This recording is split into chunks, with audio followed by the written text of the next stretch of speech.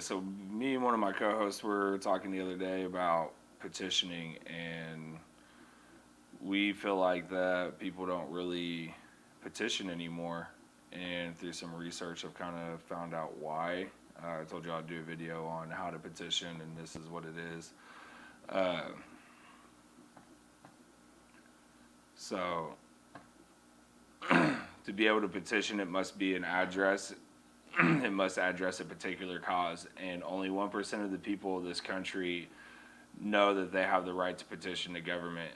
It finds its roots in the Magna Carta, the English Bill of Rights, it finds its roots in the Magna Carta.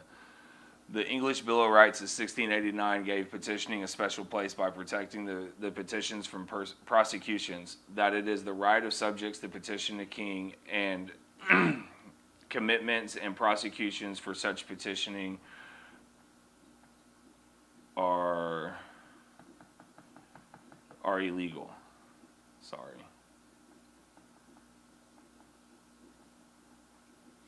The Declaration of Independence lists 27 grievances to King George and 6 others. The king's response it was, in every stage of these oppressions, we have petitioned for redress in the most humble terms. Our repeated petitions have been answered with repeated injury. The Magna Carta outlined the right to rebellion. When petitions for redress were ignored, exercising their rights under the Magna Carta of 1215, they started the revolution in 1776. So basically, our founding fathers took the rights that the English had set before them and had used them against the English. They had the rights for rebellion according to the Magna Carta of 1215. And the English Bill of Rights, it also states it, but in the Magna Carta, it specifically outlined that if the petitions are addressed within 40 days, that they have the rights to rebellion. So it took months a lot of times for them to get a petition back from the king or from their parliament, because it was months across the sea to have back and forth, and a lot of time their local magistrates didn't have the ability to exactly handle the petitions. They didn't have the authority to handle the petitions. So that was, our our deal was we had all kinds of petitions to the crown that just were not being honored in any form whatsoever. So through through looking it up, this is the proper way to, or not necessarily the proper, but this is what I found on how we do petitions today. You have to identify a problem that you want with the government to address, and you have to check for your local and state requirements for a petition. Each local area and state has its own unique form of trying to petition to get something to change. You have to know what format that the petition has to be in, how many signatures that you need, the type of information that's needed to be on the petition, names and addresses of your designated representatives, because they have to see if your petition falls within the lines of the Constitution. And then you have to check and see if there's already a petition going. Well, you don't have to, but it's a good idea to go ahead and check and see if there's already a petition going for your grievance. Just because if there's already a cause going out there, then you already have signatures that are built up for your grievance to get your petition pushed through and try to get it to turn into a bill and then a law, or to get a law replaced or removed or changed. So then you create your petition, state your grievances inside of your petition, what you find the issue is, and how you want the issue to be handled. You look into a lot of different like attorney sites or law sites, and they say to state your demands. I don't think demands are the right term. Maybe it is, but I don't think that we're supposed to really demand anything other than our constitutional rights in this country. be specific and write out an argument for your petition, because you want people to have a full understanding of why you're trying to petition this and why you want it changed, and what you think is right about your petition and what you think is wrong about what you're trying to change. Otherwise, you're not going to be able to relate to people, and then nobody's going to want to sign your petition. It'd just be a wasted effort. And be very specific in it. Be very detail oriented. Don't leave any small details out in it. Because if it does get to where it becomes a bill and then becomes a law, there will be changes in it up there. So you want to be able to give them as much to work with as possible so that you can get everything that you're wanting changed out of it. And then you have to create a signature form. You have to have a way for people to actually be able to sign it. Different states require different things. Like some places want addresses of people and things like that. Some places just want phone numbers, and that's just so that they can verify that the signature is real and that you didn't forge anybody's signature. Which it's weird that our government keeps us from doing that whenever, they miscount ballots and stuff like that all the time. Go around and try to get people to sign your petition. It's always good to go meet people face to face. Try to find some type of mutual grounds that you have in common with somebody, and then build a quick relationship off of that to try to gain their understanding and hopefully try to get them to feel the movement that you felt, to feel the need to change things.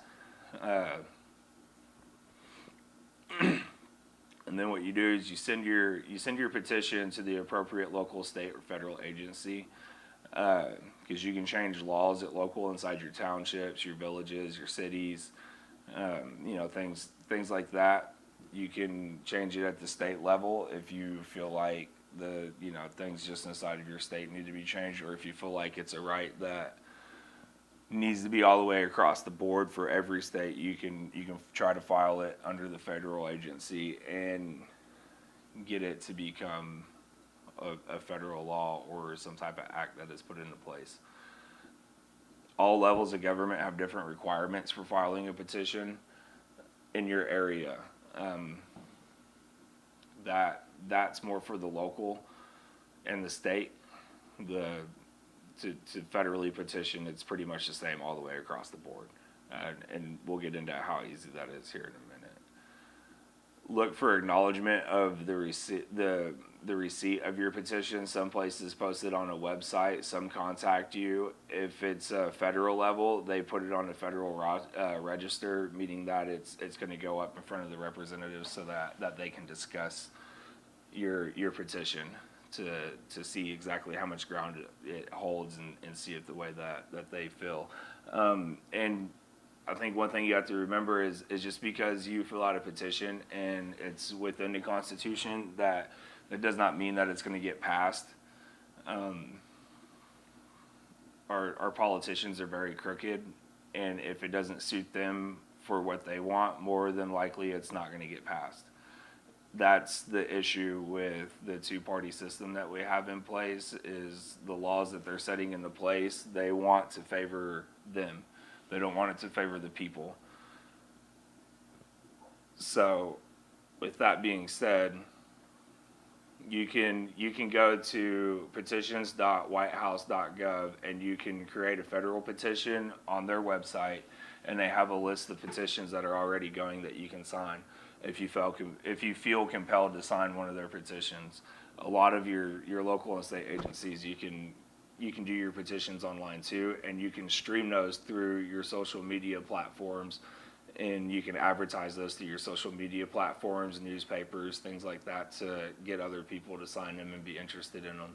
And the biggest thing about petitions is getting it out to as many people as possible that it will impact, so you can get as many signatures as possible. I guess one of the reasons why we felt compelled to do this part is, going around and burning your cities down isn't how you get a change. That's not how we do things here. You're not going to be heard doing that. This is how you're heard. This is the way your voice is heard. We have processes set in place to change the things that we, the people, do not agree with.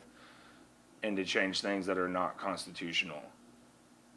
One of the things that we feel is that people think that just because it's a law, it's something that you have to obey. And peaceful disobedience is one of the ways that you protest against unconstitutional laws. If it's unconstitutional, it's our duty as Americans to disobey that law. And if you're a Christian, it's kind of the same way. You know, Paul, Peter, all those guys, they were executed for their beliefs and for standing up what they believed in and trying to create a better world for people. And we have a country here that's set up where we have the right to change certain things to better it for the people. I think a lot of people, from my understanding and looking it up, a lot of people think that the First Amendment is like an extension of the first four amendments, and that's not what it is.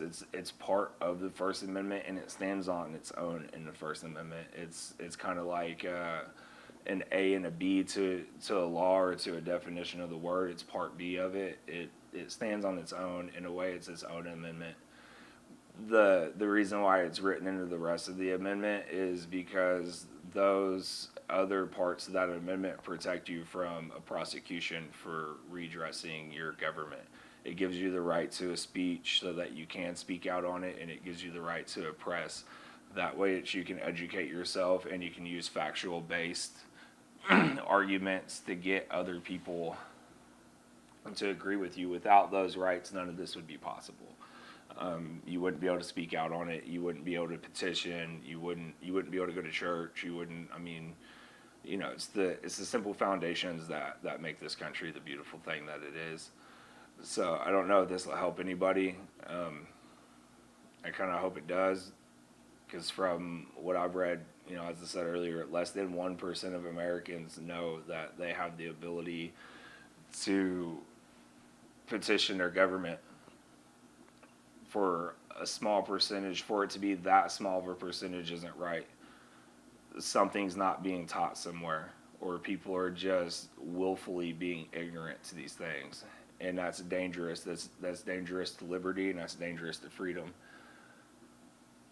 You know, being willfully ignorant is, you know, one of the things that causes empires to collapse, and that's what we're trying to avoid here. We have one of the greatest governments to ever be on this planet, and it's at risk of being lost right now.